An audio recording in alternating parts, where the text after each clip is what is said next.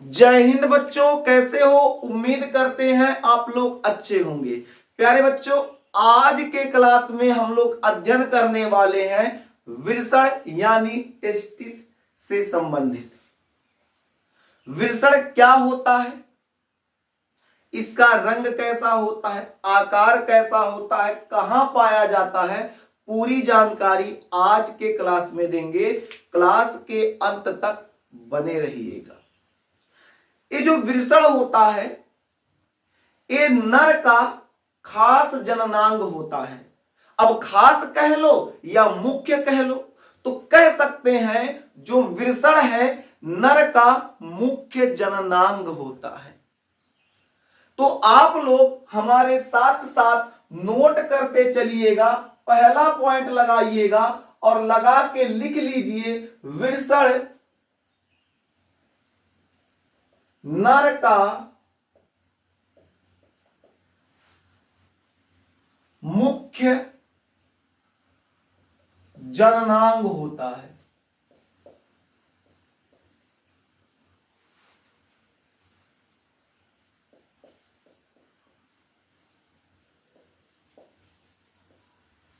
वृषण नर का मुख्य जननांग होता है। अब अगर हम लोग बात करें ये जो वृषण होता है पाया कहां जाता है, तो जो नर होते हैं, नर के दोनों टांगों के बीच चमड़े का एक थैला पाया जाता है जिसे स्क्रोटम या वृषण कोश कहते हैं। तो नर के दोनों टांगों के बीच जो वृषण कोश पाया जाता है उसमें दो अंडाकार संरचनाएं उपस्थित होती हैं। इन्हीं दोनों अंडाकार संरचना को हम लोग वृषण कहते हैं।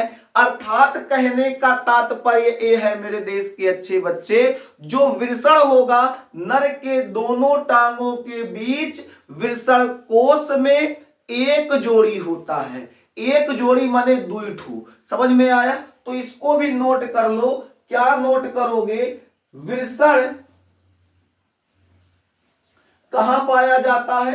वृषण कोश में।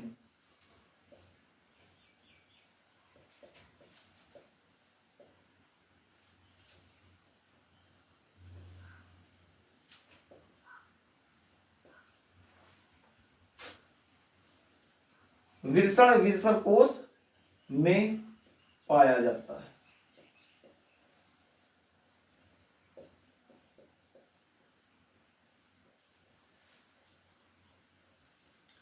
अब ये जो वृषण होता है कितना होता है? तो एक जोड़ी। एक जोड़ी माने दुई ठू, एक जोड़ी मतलब दो।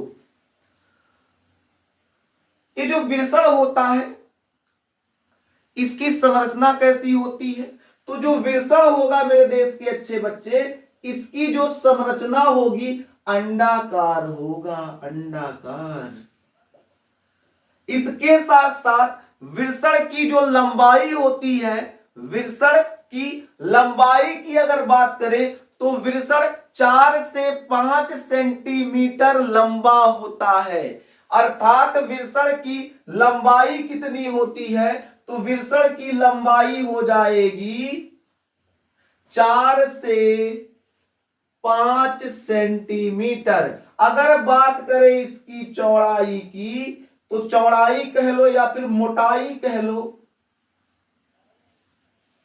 बात करें इसकी मोटाई की, तो इसकी मोटाई हो जाएगी 2 से 3 सेंटीमीटर। यानी जो वृषण होता है वो अंडाकार संरचना के रूप में वृषण कोश में पाया जाएगा। और अगर बात करें वृषण के लंबाई की, तो 4 से 5 सेंटीमीटर लंबा होता है। अगर हम लोग बात करें इसके मोटाई की, तो मोटाई कितना हो जाएगा? 2 से 3 सेंटीमीटर हो जाएगा। अब कहेंगे सर इसका रंग भी बता दीजिए, तो लिख लो इसका रंग कैसा होता है? गुलाबी। अब गुलाबी में डार्क गुलाबी नहीं होगा, गाढ़ा गुलाबी नहीं होगा बल्कि हल्का गुलाबी होगा। तो आप गुलाबी भी लिख सकते हैं या फिर हल्का गुलाबी कह देंगे, तब भी कोई आपत्ति नहीं है।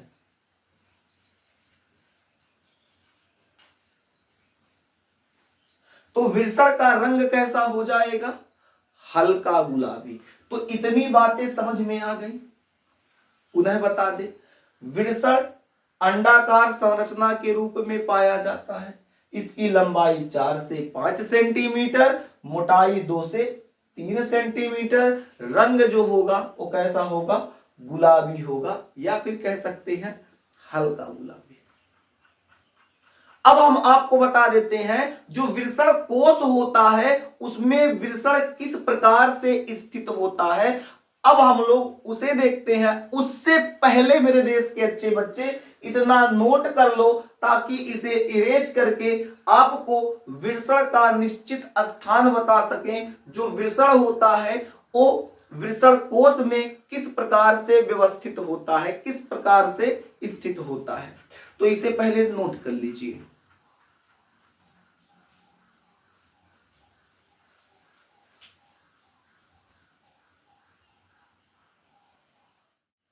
अब बात करते हैं जो वृषण होता है वृषण कोश में किस प्रकार से स्थित होता है।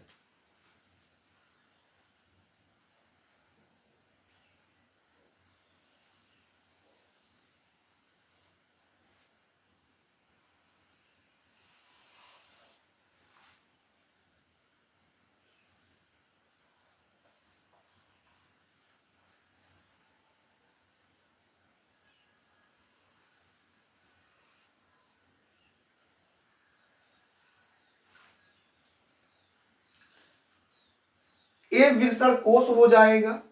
ये क्या है? वृषण कोश।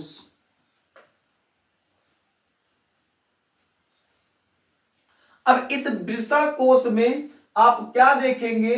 इस वृषण कोश में आप देख पा रहे हैं कि दो थैली है। एक थैली यहां है, एक थैली यहां है। यानी दोनों थैलियों के बीच मेरे देश के अच्छे बच्चे एक पट लगा हुआ है। एक क्या लगा हुआ है? पट। जो दीवाल हम लोग कह सकते हैं। ये दीवाल जो है इसको अलग कर रहा है, इसको अलग कर रहा है। तो इस पट को या दीवाल को हम लोग अंतरा विरसण पट बोलते हैं। क्या बोलते हैं? अंतरा विरसण पट। यानी जो अंतरा विरसण पट होता है ये विरसण के दोनों भागों को या दोनों थैलियों को अलग अलग भागों में यानी अलग करने का क्षमता रखता है, या फिर कह सकते हैं ये क्या करता है? दोनों को अलग करता है। अब इस वृषण कोश में एक वृषण होगा और इस वृषण कोश में एक वृषण होगा। इस थैली को हम लोग क्या कहेंगे? इस थैली को हम लोग कहेंगे बायां वृषण कोश। इस थैली को हम लोग कहेंगे दायां वृषण कोश। तो बाएं वृषण कोश में एक वृषण उपस्थित होगा, इसे हम लोग लेफ्ट टेस्टिस कह देंगे।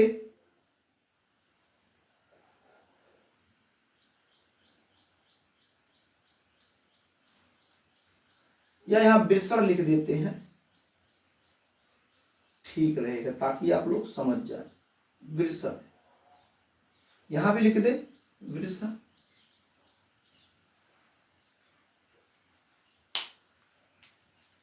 तो ये जो वृषण कोश है ये कौन सा वृषण कोश है? तो बायां वृषण कोश। इसको भी नोट कर लीजिए।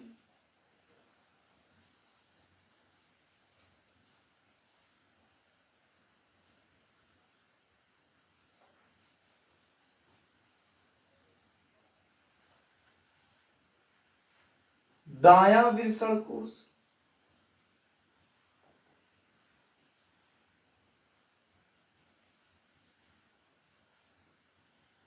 इसको हम लोग कहेंगे लेफ्ट स्क्रोटल सेक, राइट स्क्रोटल सेक। बायां वृषण कोश, दायां वृषण कोश। बाएं वृषण कोश में लेफ्ट टेस्टिस यानी बायां वृषण पाया जाता है, दाएं वृषण कोश में राइट टेस्टिस या दायां वृषण पाया जाता है। अब यहां देखेंगे ये जो लेफ्ट टेस्टिस होता है यानी बायां वृषण है, इधर का जो वृषण होगा वो थोड़ा सा नीचे की ओर होगा और ये जो दायां वृषण होगा थोड़ा सा ऊपर की ओर होगा। आप कहेंगे सर ऐसे बना दिए, ऐसे बना नहीं दिए, जानबूझकर बनाए हैं, क्योंकि जो बायां वृषण होता है थोड़ा सा नीचे की तरफ दबा होता है और जो दायां वृषण होता है थोड़ा सा उठा होता है, यानी ये निचवा की तरफ झुका रहेगा, ये थोड़ा सा ऊपर रहेगा। बात समझ में आया। और ये जो वृषण होता है इस थैले से जो वृषण कोश होता है उससे पतले तंतुनुमा संरचना से जुड़ा होता है, पतले तंतुनुमा संरचना से ये क्या होगा, जुड़ा होगा। इस पतले तंतुनुमा संरचना को हम लोग गुवर्नाकुलम कहते हैं। क्या कहते हैं, गुवर्नाकुलम।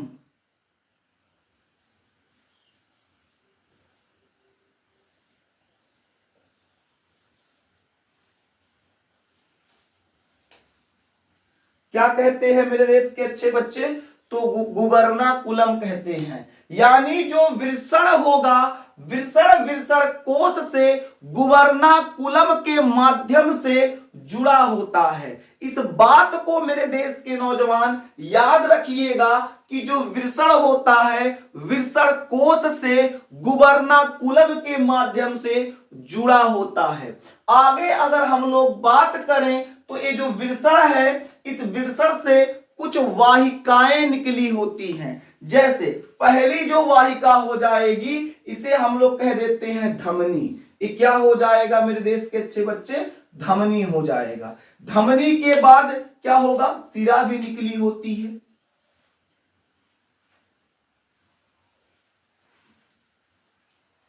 सिरा के बाद कुछ लसिका वाहिनी भी निकली होती है।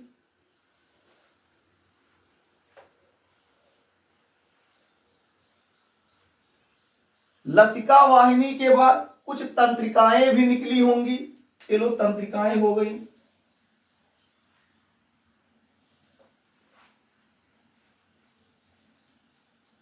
इसके साथ साथ वृषण से एक महत्वपूर्ण यानी एक खास नलिका निकली होती है जिसे हम लोग शुक्रवाहक कहते हैं। इससे एक और खास नलिका निकली होती है जिसे हम लोग क्या कहते हैं, शुक्रवाहक कहते हैं। जिसे हम लोग क्या कहेंगे मेरे देश के अच्छे बच्चे, शुक्रवाहक कहेंगे। क्या कहेंगे, शुक्रवाहक। ये एक ही है, इसको अलग अलग ना समझिएगा, इसको एक ही मान लीजिएगा। ठीक है, ये हो जाएगा शुक्रवाहक।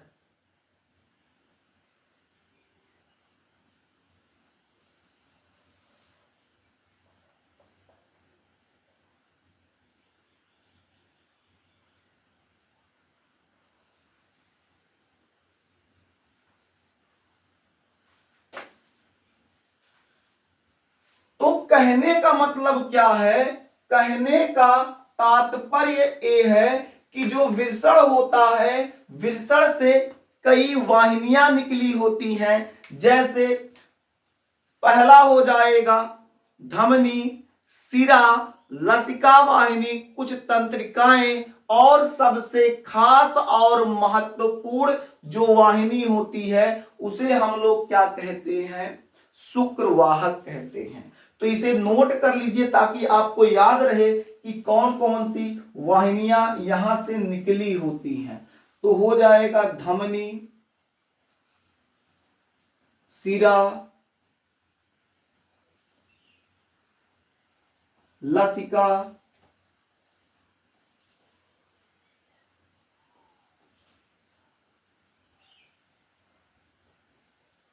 तंत्रिका और शुक्रवाहक। ठीक है,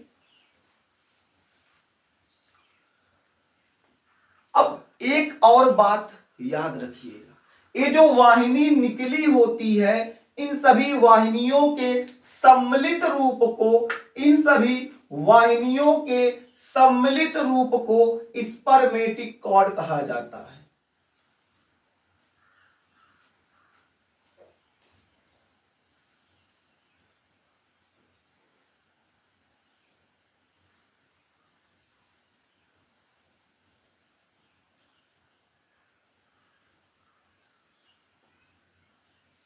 स्पर्मेटिक कॉर्ड कहा जाता है। ठीक है, क्या कहा जाता है? स्पर्मेटिक कॉर्ड कहा जाता है। तो अब कहेंगे इस सम्मिलित रूप क्या है? मतलब ये जितनी वाहिनियां निकली हुई हैं सभी वाहिनियों को हम लोग मिला दें और मिला के इसे मुट्ठा भर दें, मुट्ठा भर के कहें बताओ इसको क्या कहेंगे? तो आप कहेंगे स्पर्मेटिक कॉर्ड कहेंगे। समझ में आ गए? तो जो सभी वाहिनियां हैं सभी वाहिनियों के सम्मिलित रूप को स्पर्मेटिक कॉर्ड कहा जाता है। क्या कहा जाता है? स्पर्मेटिक कॉर्ड कहा जाता है। अब समझिएगा, इसके अलावा यहां जो होती है, ये जो ऐसे निकली हुई पट है, ये क्या होती है? एक ऐसे ये पूरी एक पाइप होती है। देखिए जुड़ गया, जुड़ा नहीं होता है, अलग अलग होता है।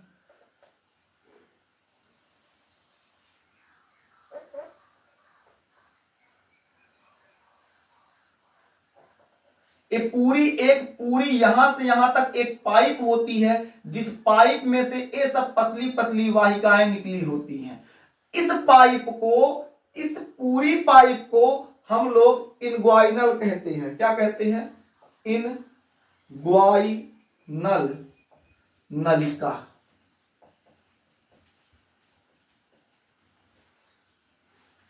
इसे हम लोग क्या कहेंगे? Inguinal canal.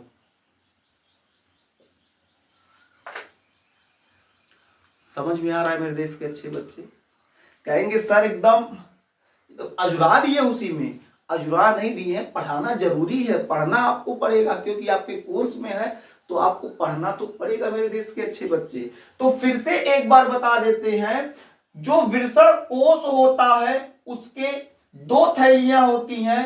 पहली थैली में क्या हो जाएगा? पहला वृषण आएगा, जो बाएं तरफ होगा उसको हम लोग बायां वृषण कोश बोलेंगे। बाएं वृषण कोश में जो वृषण उपस्थित होगा उसे बायां वृषण कहा जाएगा, और दाएं वृषण कोश में जो वृषण उपस्थित होगा उसे दायां वृषण कहा जाएगा।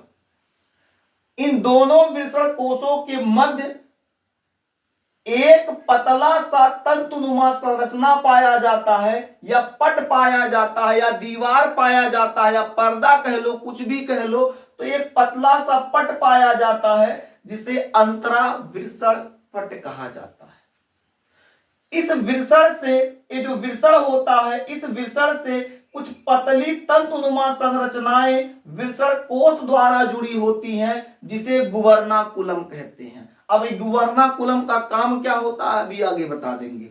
उसके अलावा वृषण से कुछ वाहिनियां निकली होती हैं, जैसे धमनी, शिरा, लसिका, तंत्रिका, शुक्रवाहक, ये सब निकली होती हैं। इन सभी के सम्मिलित रूप को स्पर्मेटिक कॉर्ड कहा जाता है। और ये जो पूरी नलिका है, जिस नलिका के द्वारा ये सब बाहर फेंक रही हैं, निकल रही हैं, उसको हम लोग इनग्वाइनल नलिका बोलेंगे। समझ में आ गया? अब कुछ चीजों को और समझते हैं। आखिर एक गुवर्नाकुलम स्पर्मेटिक कॉर्ड की आवश्यकता क्यों है? ये जो स्पर्मेटिक कॉर्ड है, ये रुधिर को, लसिका को लाने ले जाने, ये सब का काम करती है। उसके अलावा इसका एक सबसे खास, सबसे जरूरी काम क्या होता है? स्पर्मेटिक कॉर्ड यहाँ, गुवर्नाकुलम यहाँ, ये दोनों वृषण को ऐसे खींच के रखती है। देखो ऐसे खींच के रख रही है, औकात नहीं है तुम्हारी कि हिल के दिखा दो, तो ऐसे खींच के रखेंगी। तो जब इसको खींच के रखती हैं तो वृषणवा अपने जगह से हिल नहीं पाता।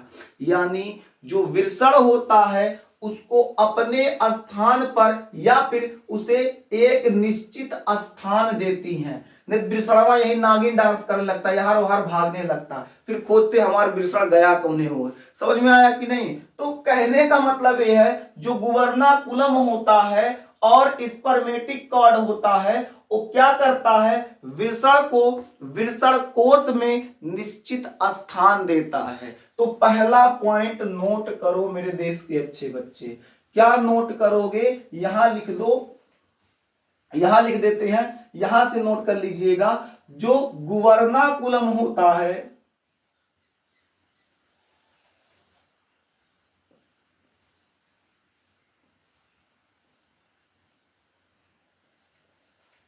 और स्पर्मेटिक कॉर्ड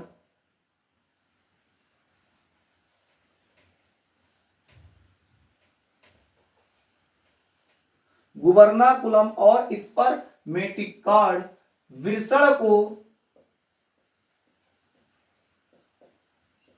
वृषण कोश में वृषण को वृषण कोश में निश्चित स्थान देता है।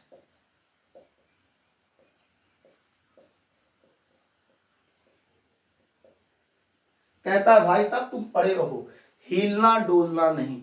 और एक और खास चीज आपको बता दें, जो वृषण होगा उसे वृषण कोश में आना ही पड़ेगा शुक्राणु निर्माण के लिए।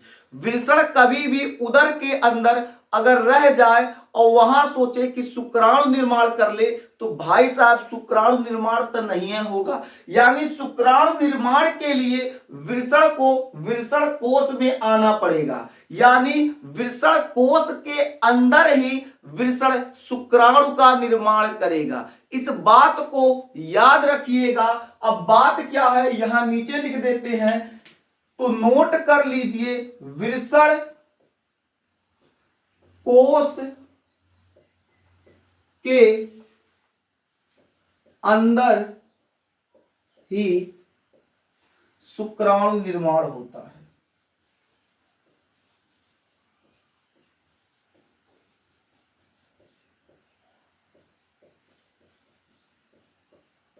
अब ऐसा क्यों? इसका एक रीजन भी है। रीजन क्या है? हमारे शरीर का तापमान लगभग 37 डिग्री सेल्सियस है और जो वृषण कोश होता है इसका तापमान लगभग 34 डिग्री सेल्सियस के आसपास है। तो हमारे शरीर के ताप से वृषण कोश का ताप जो होता है 3 डिग्री सेल्सियस कम होता है।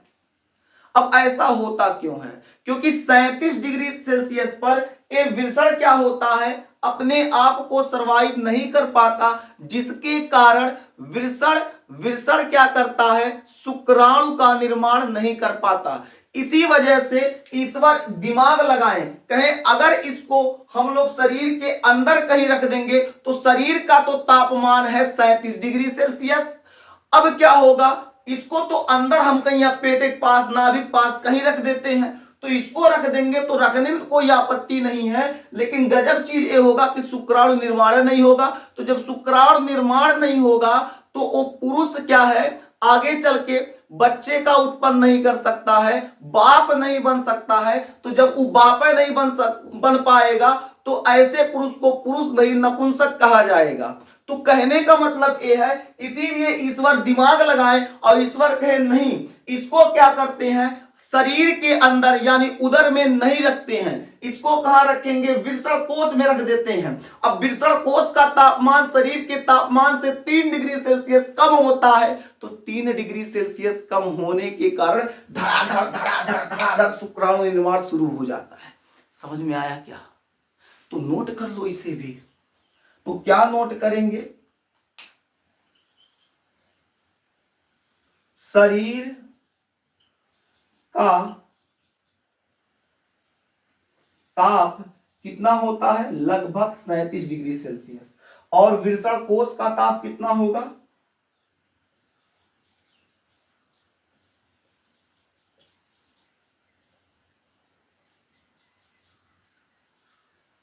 लगभग 34 डिग्री सेल्सियस।